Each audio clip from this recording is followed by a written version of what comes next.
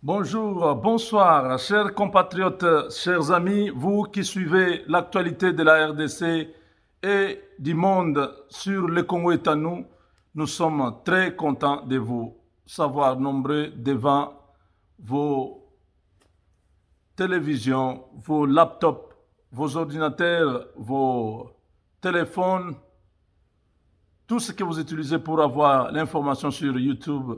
Nous vous disons merci. Merci vraiment. Nous avons aujourd'hui la joie de vous annoncer la démission du président du Sénat,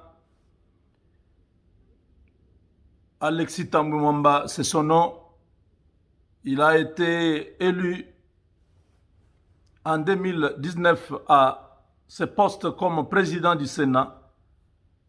2 ans après, Alexis Thambwe Mwamba vient de déposer sa démission. Il est aujourd'hui poursuivi par la justice congolaise pour plusieurs faits et il était sous une motion de ses collègues sénateurs. Alexis Thambwe Mwamba n'a pas pu résister à la pression.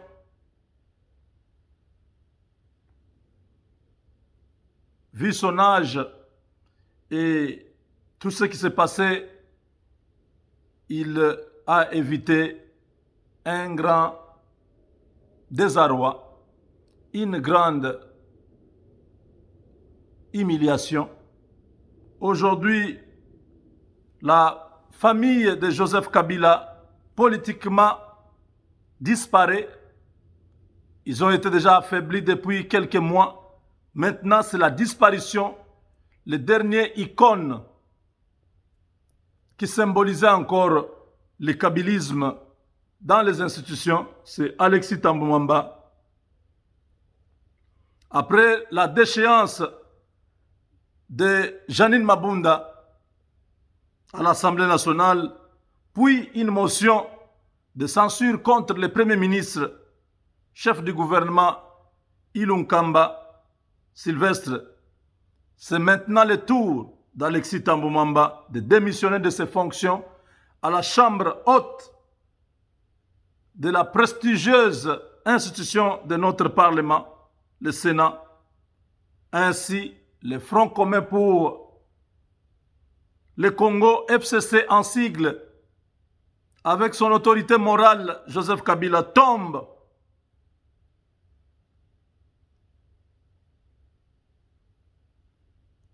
Aux institutions politiques de la RDC. Terminé. La page est tournée. Joseph Kabila va maintenant payer pour tout ce qu'il a fait aux Congolais. Les hommes qui faisaient sa force viennent de lâcher prise, un à un. Ça n'a pas été facile.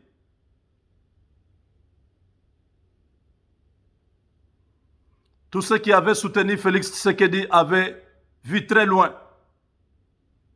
Depuis Genève, nous avons soutenu cet homme. Il a été trahi à Genève. Il a pris son courage avec son parti. Il s'est organisé pour se présenter aux élections dans des conditions difficiles, sans argent. Félix Tshisekedi vient de mettre fin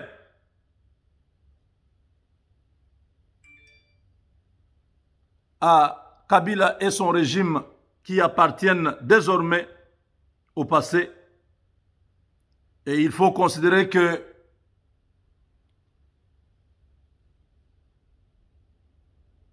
la main de Dieu est sur la RDC. Rien ne pouvait être possible sans Dieu. Rien. Que personne ne se targue le droit de dire « ni t'étais moi ». Si moi je n'avais pas fait ceci. Nous tous, nous avons contribué. Mais Dieu a accompli le vœu de nos cœurs. Toute la gloire, l'honneur la magnificence au Créateur. Dieu a intervenu dans les dossiers du Congo. Le monde entier est surpris. Les experts avaient déjà fait des scénarios chaotiques pour le Congo. Un bras de fer qui pouvait aboutir par un bain de sang. Kabila qui avait les armes, qui avait l'argent, et Tshisekedi qui avait la population. Les gens avaient déjà prévu une scène apocalyptique.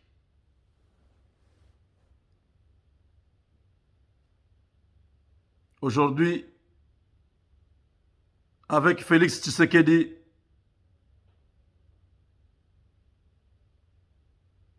nous voyons Vital Kamerhe en prison, chose qui était impossible il y a quelques années. Qui pouvait croire qu'un directeur du cabinet du chef de l'État peut se retrouver en prison? Dans quel pays en Afrique vous avez vu un chef de l'État laisser son directeur du cabinet à la disposition de la justice? Non seulement à ce niveau, mais aller jusqu'à être condamné 20 ans.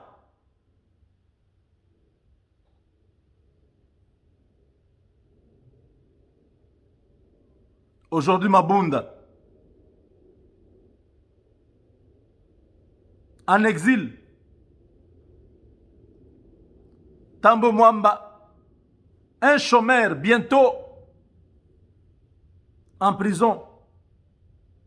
Bon, il sera toujours sénateur. Mais avec beaucoup de chances de se retrouver en prison. Et Kabila qui est devenu un broussard, un fermier. Il passe tout son temps à la ferme. Je ne sais pas ce qu'il fait là-bas. Lui qui n'a pas étudié, est-ce qu'il passe son temps à lire? Il va lire dans quelle langue? Il regarde la télé? Est-ce qu'il est seulement au téléphone en train de suivre le mouvement de ses activités à travers le monde? On ne sait pas. Ils sont aujourd'hui mis hors périmètre cellulaire. Donc, ils n'ont plus à faire. Le Congo est revenu aux Congolais. Peuple congolais, célébrez cette victoire. Le jour où Ilunkamba a été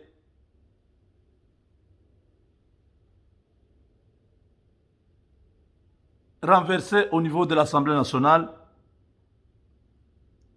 les gens m'ont appelé pour dire non, il y a encore Alexis Thambwe Mwamba. J'ai dit, soyez calme. La semaine qui suit, lui aussi va partir. Moubenga, vraiment, dites au président, je dis, déjà, le terrain est là. Le terrain est déjà préparé. Nous avons déjà la majorité. Et cette majorité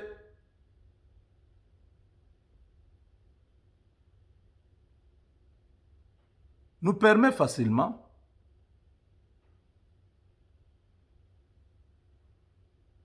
de faire tomber tout ce que Kabila a laissé. Quand Félix Tshisekedi a parlé du déboulonnement, personne ne l'a cru dans FCC. Nous, on croyait. Nous, on savait que déjà la défaite à la présidentielle du FCC était un but marqué à l'étranger. Ça compte 2. Kabila au pouvoir, avec tous les moyens de l'État, il présente un dauphin, un candidat. Ce candidat échoue aux élections présidentielles. Ça augurait déjà un avenir meilleur. Nous, on savait déjà que, en tout cas, ici, le pouvoir, on ne joue pas avec le pouvoir. Dès que Tshisekedi a pris le pouvoir, c'était devenu pratiquement impossible que Kabila reprenne ce pouvoir-là. Parce que vous ne savez pas, après la prestation de serment, qui Tshisekedi a rencontré. Qu'est-ce que ces gens-là lui ont dit? je parlais toujours des services secrets américains. Ils étaient là. Ils étaient nombreux. Ils ont promis que nous allons travailler avec vous. L'ambassadeur Amer a vu Tshisekedi 3 fois dans une semaine à l'hôtel Béatrice. Il a vu quelque part à Kinshasa et il a vu à la cité de l'OUA quand il a prêté serment.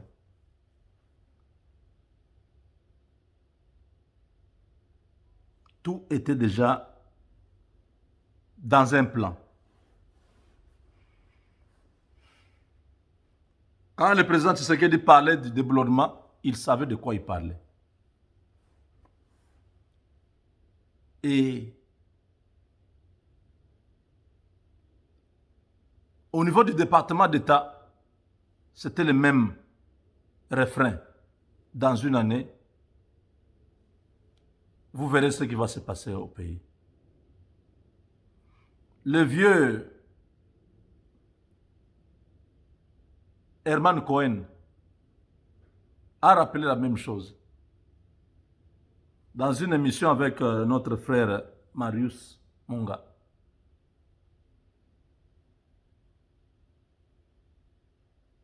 Tibor Nagui a même fait référence à l'Angola. Il dit, les gens parlent, le président Tshisekedi n'a pas le pouvoir. C'était la même chose en Angola. Quand ils ont fait cette référence, j'ai compris que les mêmes schémas utilisés pour mettre Eduardo Santos hors circuit avec ses enfants, avec tout son régime, c'est la même chose qui va se passer au Congo. Ils vont aller méthodiquement. Ils vont affaiblir le système de l'intérieur. Et Kabila ne va pas s'en sortir. Quand il va se réveiller, ce sera trop tard. Kabila s'est réveillé quand Benoît Luamba était déjà très loin en Belgique. Quand des généraux comme Tango Fort étaient déjà trop loin dans les négociations avec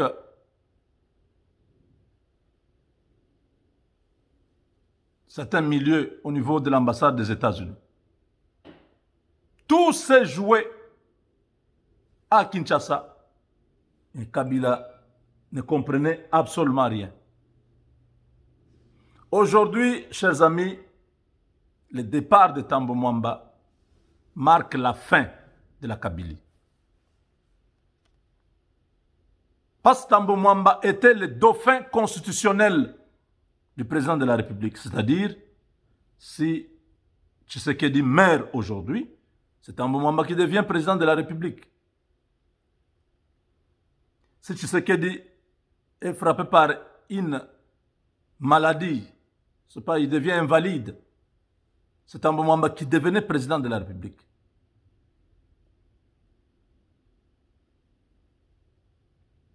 Janine Mabunda était le numéro 2 dans le pays. Après le président de la République, c'était le président du Sénat, donc de l'Assemblée nationale. Ilunga Kamba était le chef du gouvernement.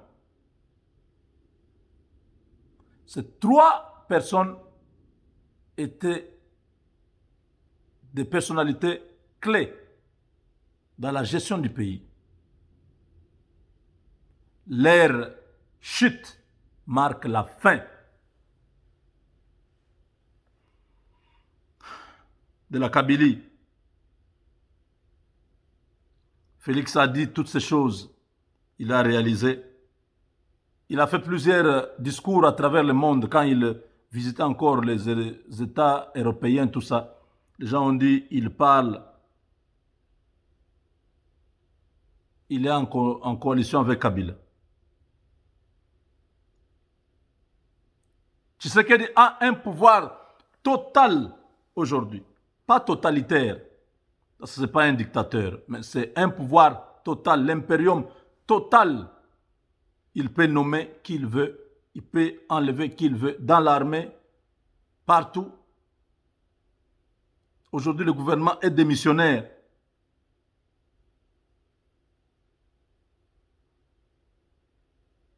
Les actions concrètes vont commencer. Nous n'aurons plus le temps aux promesses.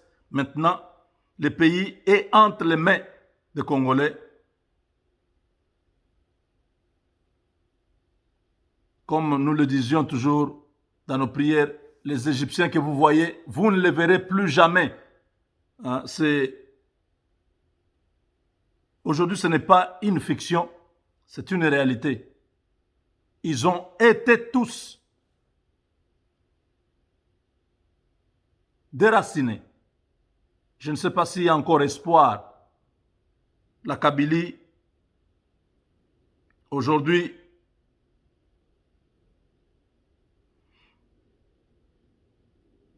toutes les institutions et tous les postes ministériels sont entre les mains de Tshisekedi. Il peut nommer qui il veut pour le bien du pays. Nous avons besoin de ces changements maintenant. Le verrou vient d'être... le verrou vient de sauter. Hein, le verrou, c'est-à-dire... Donc, les cadenas. Hein, cadenas. Les cadenas viennent de s'ouvrir. Ou le blocage vient de sauter. La porte vient de lâcher. Tshisekedi était un politicien, un fin politicien.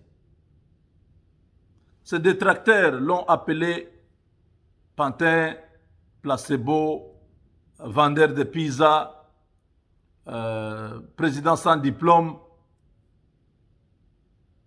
Il ne connaît rien. Il n'a jamais travaillé. Vous avez tort. Aujourd'hui, des grands professeurs d'université ont jeté l'éponge. Ils sont là en train d'observer. Moi, je regarde les Némi Moulania, les Bochab et les autres. Ils ne comprennent pas que Félix Tshisekedi, avec 2 personnes seulement, Jean-Marc Abound et Kabouya, qu'on considère tous comme des gens qui n'ont pas de niveau, 2 personnes derrière lui, il a renversé tout un système. Ça, je ne sais pas. Il faut réécrire une histoire politique de la RDC avec la réalité que nous venons de vivre. Il faut réinventer le système congolais. Politiquement, Tshisekedi a changé beaucoup de choses. Donc, vous comprenez que la situation dépasse les intellectuels congolais. Les gens qui ont fait des grandes études, qui ont fait des discours, qui ont analysé. Aujourd'hui, ils doivent refaire, ils doivent